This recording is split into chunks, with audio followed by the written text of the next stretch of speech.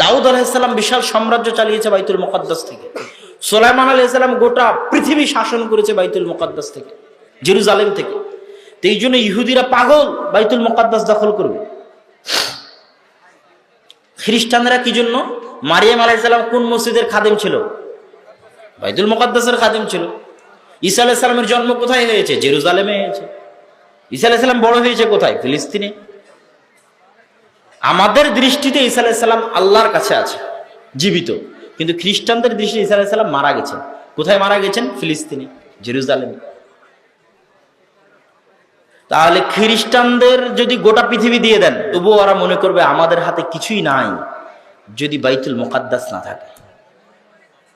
ইহুদিদেরকে বলেন তো গোটা দুনিয়া দিয়ে দিচ্ছি, সারা দুনিয়ার সব সম্পদ তোদেরকে দিয়ে দিলাম। ইহুদিরা বলবো দরকার নাই বাবা, সারা দুনিয়ার সব সম্পদের যদি বাইতুল মুকাদ্দাস আমাদের হাতে না থাকে তো দুনিয়াতে আমাদের হাতে কিছু নেই।